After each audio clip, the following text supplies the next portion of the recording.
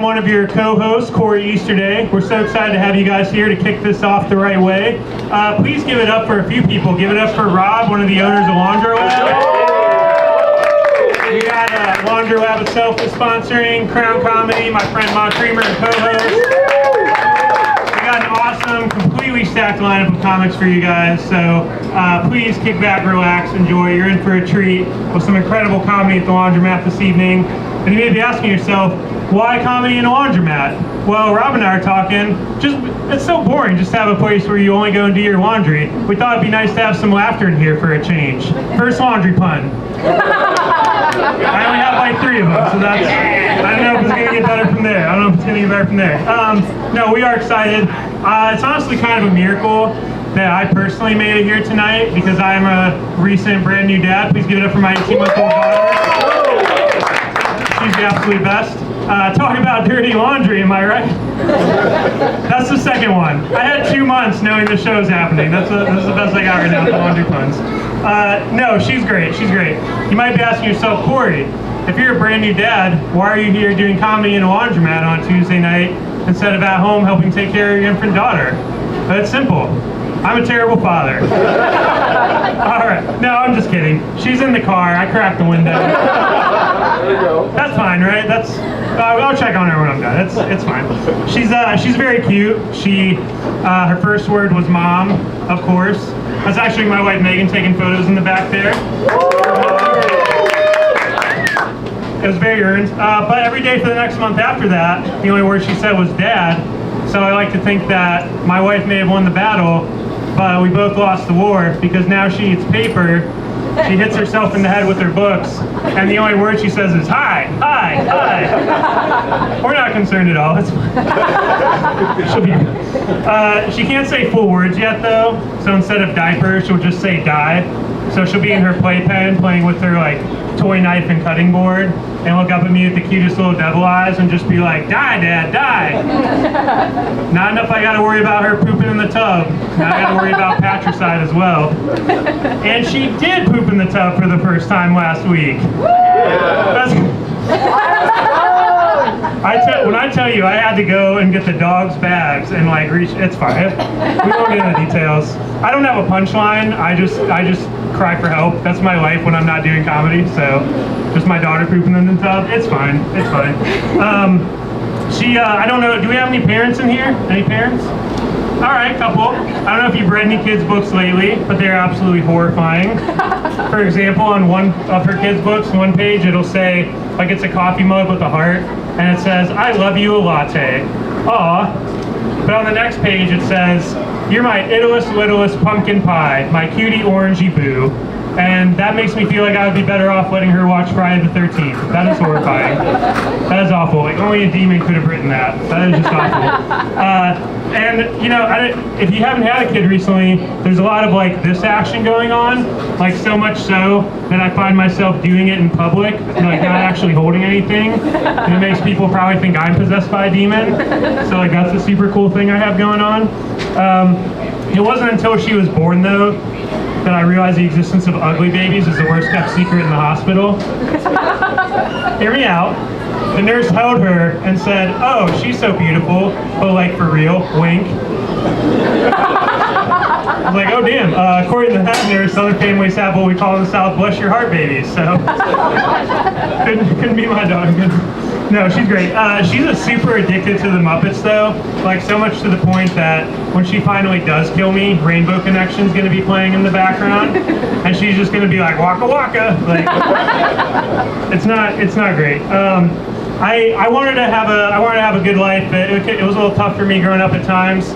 My family, at one point, I won a pity award in elementary school for the costume contest because I came dressed as the Red Power Ranger, but we were so poor that it was just like red pajamas.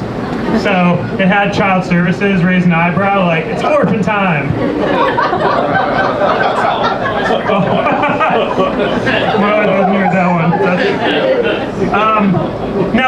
It's a tough world out there. I want my daughter to be tough. It's a tough world. I don't know if you can tell just by looking at me, but I'm not a very tough guy, unfortunately. I've been told on many occasions that I look like I do IT for the Amish. I hate how much that joke works every time. You gotta be self-aware in life, right? Like, I know I give off very strong gluten-free youth pastor vibes. It's fine. We're actually gonna learn about the Lord in this year Laundromat tonight, so. You open your book. No, I'm kidding. I did have a friend tell me recently that I look like I lost a competition to be the Quaker Oats mascot. Yep, just let that one sit with you. In 7th grade, a friend, well, not really a friend, in 7th grade, a classmate wrote in my yearbook, "Hope you change over the summer." Boy, were they shocked in 8th grade when I did not. Same guy. Sorry about it. I think you can tell a lot about a person from their coffee order. For example, I'm a tall, flat white. That's a new one. Well, they're all new. When I gave my high school graduation speech, for absolutely no reason, I quoted the Bible. Not for no reason. I did grow up Christian. I don't know if is anyone ever taking communion in here? Okay, handful of people. If you're not familiar with it, it's a practice where you eat bread that's supposed to represent the body of Christ. But I always thought, like, you're out of luck if you're gluten-free. Everyone's welcome in the kingdom of heaven unless your tummy hurts when you eat wheat. Like, sorry about it. And Christians can have some wild practices. Like, I don't know if anyone's familiar with Judgment House. No, not a single one of you. I'm not, okay. My mom in the front, all right. You can imagine, like, our family car ride sometimes. It was like, hey, do we want to go to Chuck E. Cheese or go to Judgment House? Like, what sounds like a better time? If you haven't been, it's basically a play. You walk through a church, and it's acted out by a bunch of people who can only get the role of tree in their community theater. And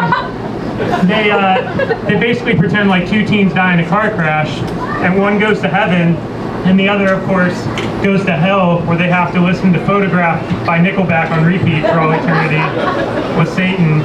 And a friend asked me recently, like, how many times have you been saved at the Judgment House after party? I was like, oh, no less than 50. I can't stand listening to Nickelback. No, I try to have good music taste. I'm a drummer. I've been playing for 20 years. I was in a band for a long time. And after a show one time, sorry wife, a girl came up to me and asked me to sign her chest. So I did what anyone would do in that scenario. I sat in my car and prayed for forgiveness for 20 minutes. Rock and roll! Oh boy. No, I am more desirable than I let on. I was at Target in the... You laugh at that part, okay. That's not even the punchline. Yeah, fair. That's fair. I was in Target at the checkout line, though, and vaguely Eastern European man walks up to me, and he said, I'm not going to do the voice, don't tell me. He said, my cousin thinks you're cute, and can she have your number? To which I immediately thought, I feel like it's safe to assume I'm in a Taken movie and not in the Liam Neeson role. It says all you need to know about me that I get legitimately hit on, and my first thought is this has to be a hostile type situation. And then, like, I'm such a nice guy, so agreeable, that as they walked away, like, looking angry, I was just like I felt like a bad customer service agent. Like, sorry you're unsatisfied with the failed nature of this hookup attempt. I'm married, I don't know what to tell you. Speaking of marriage, I did point her out earlier, but we've been married for 11 years. Please give it up for my wife and her son. It's actually, no, second time telling this joke in front of her. We'll see how it goes. But I had all these big expectations, like you do before you first get married, like buying a house, having babies, holding hands and skipping through a field of flowers, every normal little boy's dreams. And no one told me there would come a day a couple weeks ago when my wife, how would our 18-month-old put it? When my wife tooted, I accidentally walked through the cloud of gas, tasted it, and it lingered in my beard for the next several hours. And I just had to accept it, because it's marriage. And I was like, I did something to deserve this at some point. So that's how it goes. I'll leave you with this. One of my favorite places to travel is Hawaii. Flex, thank you. My favorite spot in Hawaii is the beach, obviously. My least favorite spot in Hawaii is the spot on the beach where I accidentally pooped myself during a family member's funeral. Never a laundromat around when you need one, am I right? Sorry, I should stop being so self-defecating. And that joke, my friends, is what we refer to in the business as a close. Last one. Thank you. All right. We're going to keep this show rolling. You guys ready for more show? All right, we love it. Please, last announcement, remember to tip your comics at the end of the night. We got QR codes set up everywhere. We got the best of the best in Charlotte. You guys are in for a treat. Now I want to bring to the stage a very awesome, amazing friend and comedian, my wonderful co-host and co-conspirator for this show, Mont Creamer.